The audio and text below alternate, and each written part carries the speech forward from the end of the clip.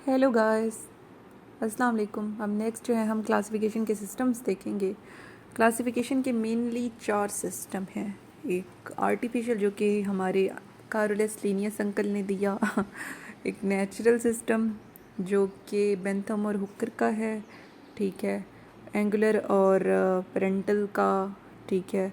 और बेसिक का phylogenetic system और एक मॉडर्न सिस्टम है। ये सारे हम एक एक करके देखते हैं। पहले है आर्टिफिशियल सिस्टम। जब जो आर्टिफिशियल सिस्टम है ना, उसके मुताबिक ये है कि the classification system based on 1 और 2 morphological characters for identification of plants. अब इसकी बुनियाद एक या दो मॉर्फोलॉजिकल खसूसियात पे रखी गई है। मतलब सारी मॉर्फोलॉजिकल करैक्टरिस्टिक्स आपने इसके अकॉर्डिंग नहीं लेनी, जस्ट 1 और 2, ठीक है। और ये जो क्राइटेरिया क्लासिफिकेशन का, ये टू आर्बिट्रेरी है, मतलब क्लियर नहीं है इतना ज़्यादा।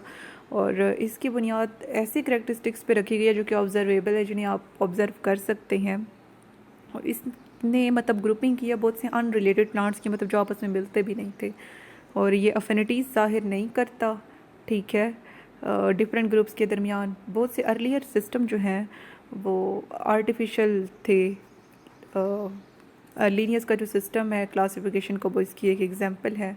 अब लीनियस ने स्टेमन का करैक्टर यूज़ किया था क्लासिफिकेशन के लिए। उसने 24 क्लासेस बनाई थी पौधों की स्टेमन की बेस पर। और इसने बहुत से अनरिलेटेड प्लांट्स को सिंगल ग्रुप में रख दिया था उनकी कॉमन करैक्टरिस्टिक्स की बेस पे, जो मतलब रिलेटेड नहीं थे, मिलते ही नहीं थे। तो इस बारे में हमने क्या देखा कि आर्टिफिशियल सिस्टम में आपने एक या दो मॉर्फोलॉजिकल करैक्टरिस्टिक्स लेनी है, और ये इतना ज़्यादा क्लियर नहीं है, आर्बिट्रेरी है। और इसमें ऐसी करैक्टरिस्टिक्स रखी गई हैं जो कि ऑब्जर्वेबल हैं, जिन्हें आप ऑब्जर्व कर सकते हैं। और इसमें अनरिलेटेड प्लांट जो है मतलब रख दिए गए हैं जिनकी आपस में वेराइटीज़ भी नहीं होती। लीनियस का सिस्टम इसकी एक मिसाल है। लीनियस ने क्लासिफिकेशन करते हुए एक स्टेमन को यूज़ किया था। 24 जो है उसने क्लासेस में प्लांट्स को डिवाइड किया था, और उसने सिंगल ग्रुप में अनरिलेटेड प्लांट्स को रख दिया था। किस चीज़ की बेस पर? उनकी जो है सिमिलर करैक्टरिस्टिक्स की बेस पे, कॉमन करैक्टरिस्टिक्स की बेस पे। उसके बाद नेक्स्ट है हमारे पास नेचुरल सिस्टम। अच्छा, अब जो नेचुरल सिस्टम है ना क्लासिफिकेशन का, इसकी बुनियाद एक या दो पे नहीं, करैक्टरिस्टिक्स के सेट पर रखी गई है, ठीक है। सिमिलर प्लांट्स की क्लासिफिकेशन के लिए। और बहुत से प्लांट्स जो हैं उनकी बुनियाद various plants are grouped purely on the basis of morphological similarities. अब इसमें मॉर्फोलॉजिकल सिमिलैरिटीज़ की बेस पे जो है ग्रुपिंग की गई है। और इसमें मतलब प्लांट्स जो हैं बहुत सी अफिनिटीज़ को शो करते हैं। डार्विन ने जो है अपनी थ्योरी दी नेचुरल सिलेक्शन की। इस थ्योरी के मुताबिक जो पुराने पौधे हैं वो मॉडर्न पौधों से मिलते हैं, ठीक है। और इससे क्या हुआ कि अफिनिटीज़ पैदा करने में मदद मिली पौधों के ग्रुप्स के दरमियान। और इसके अलावा इसने, लेकिन एवोल्यूशनरी रिलेशनशिप जो है इस सिस्टम में पैदा नहीं हुए। ये जो क्लासिफिकेशन सिस्टम है बेंथम और हुकर का, वो इसकी एग्जाम्पल है। इसकी बुनियाद मॉर्फोलॉजिकल और रिप्रोडक्टिव स्ट्रक्चर्स की बेस पे रखी गई है, जिनमें ज़्यादा सिमिलैरिटीज़ हैं। अच्छा, तो इस सारे में हमने क्या देखा कि इसमें जो है एक या दो मॉर्फोलॉजिकल करैक्टर नहीं, सेट ऑफ करैक्टर जो है यूज़ होंगे जो कि सिमिलर होंगे क्लासिफिकेशन के लिए, ठीक है। और इसे नेचुरल सिस्टम कहते हैं। और बहुत से जो हैं पौधे जो हैं हमारे पास, वो मॉर्फोलॉजिकल सिमिलैरिटीज़ की बेस पे उनकी क्लासिफिकेशन की गई है। इसमें डार्विन ने नेचुरल सिलेक्शन की थ्योरी दी, जिसके मुताबिक पुराने पौधे नए पौधों से मिलते हैं, उनके दरमियान काफ़ी जो है सिमिलैरिटीज़ हैं, लेकिन उनके अंदर एवोल्यूशनरी रिलेशनशिप मतलब डेवलप नहीं होता। बेंथम और हुकर इस सिस्टम की एग्जांपल है, जिसमें उसने कहा कि आपने एक तो यूज़ करनी है मॉर्फोलॉजिकल और दूसरा रिप्रोडक्टिव करैक्टरिस्टिक्स क्लासिफिकेशन के लिए। उसके बाद नेक्स्ट है फाइलोजेनेटिक सिस्टम।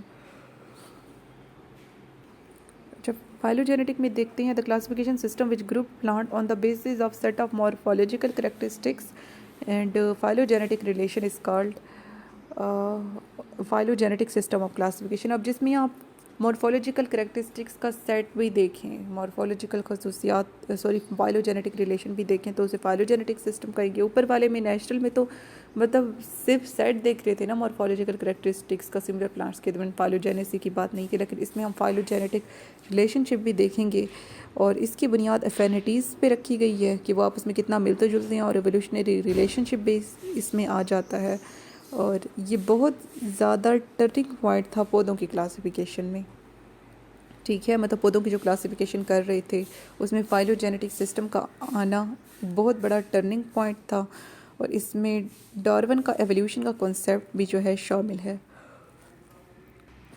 और एवोल्यूशन मतलब क्या करती है, वो ज्वाइन करती है डिफरेंट ग्रुप को प्लांट के सिंगल फाइलोजेनेटिक ग्रुप में, उसके ट्री में। और इसके अलावा ये सिंपल से कम्प्लेक्स तक ये ग्रुपिंग है। जो क्लासिफिकेशन सिस्टम है एंगुलर और पेरेंटल का, और जो क्लासिफिकेशन सिस्टम है बेसिक का, वो एग्जांपल है फाइलोजेनेटिक सिस्टम की।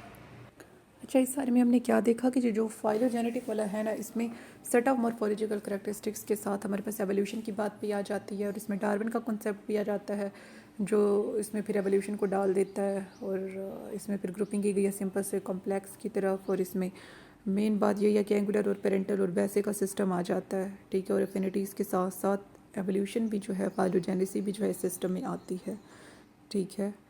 तो और ये बहुत ज़्यादा टर्निंग पॉइंट था पौधों की क्लासिफिकेशन में, और ये जो एवोल्यूशन है जो है इसमें ज्वाइन करती है डिफरेंट ग्रुप्स को सिंगल एवोल्यूशनरी ट्री में।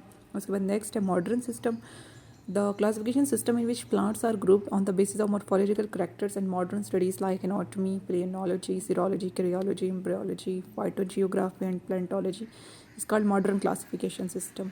अब मतलब इस तरह की क्लासिफिकेशन जिसमें मॉर्फोलॉजिकल करेक्टरिस्टिक्स के साथ आप कुछ और चीज़ें भी लें, जिनमें जैसा कि आ जाता है मॉडर्न स्टडीज़, जैसा कि एनाटॉमी, इंटरनल स्ट्रक्चर हम स्टडी करते हैं, प्लेनोलॉजी पोलन ग्रेन को स्टडी करती हैं, सीरोलॉजी केमिकल स्टडी करते हैं, कैरियोलॉजी न्यूक्लियस की स्टडी करती है, एम्ब्रियोलॉजी एम्ब्रियो को स्टडी करती हैं, फाइटोजियोग्राफी वो कहाँ कहाँ पाए जाते हैं पौधे इस चीज़ को स्टडी करती हैं, प्लेंटोलॉजी फॉसिल्स रिकॉर्ड हम देखते हैं। तो इसे मॉडर्न हम सिस्टम कहते हैं, जिसमें मॉर्फोलॉजिकल करेक्टरिस्टिक्स के साथ ये सब चीज़ें भी आ जाएँ। और इसकी बुनियाद नई रिफॉर्मेशन पे रखी गई है, ठीक है, प्लांट टेक्सोनॉमी में। मतलब ये जो नई फील्ड्स आ रही हैं इनकी बेस पर रखी गई है प्लांट की टेक्सोनॉमी में। अब आजकल जो है डीएनए और आरएनए की न्यूक्लियोटाइड का जो सीक्वेंस होता है वो इस्तेमाल होता है पौधों को अरेंज करने के लिए साइंटिफिक वे से, और इसने पौधों की टेक्सोनॉमी को फिर ज़्यादा बामकसद बना दिया है। और जो तख्ता जान क्लासिफिकेशन सिस्टम है वो मिसाल है हमारे पास मॉडर्न सिस्टम की, ठीक है। तो इस सारे में हमने क्या देखा कि डीएनए, और जैसे कि अभी हम प्रीवियस देख रहे हैं कि मॉडर्न अप्रोच में राइबोसोमल आरएनए का जो है आप सीक्वेंस देखते हैं, ठीक है। यानी कि अब पौधों को साइंटिफिकली अरेंज करने के लिए आप डीएनए और आरएनए के न्यूक्लियोटाइड का सीक्वेंस देखेंगे, जिससे वो साइंटिफिकली अरेंज हो जाते हैं, और इससे क्लासिफिकेशन ज़्यादा बामकसद यानी कि ऑब्जेक्टिव बन गई है। तख्ता जान का सिस्टम बेस्ट एग्जांपल है हमारे पास मॉडर्न क्लासिफिकेशन सिस्टम की। तो ये सारे हमारे पास सिस्टम्स थे। अब नेक्स्ट जो है हमने एक एक सिस्टम में एक लेक्चर मतलब एक सिस्टम पे बनाऊंगी, और वो हम स्टडी करेंगे क्योंकि वो काफ़ी टफ़ हैं, ठीक है।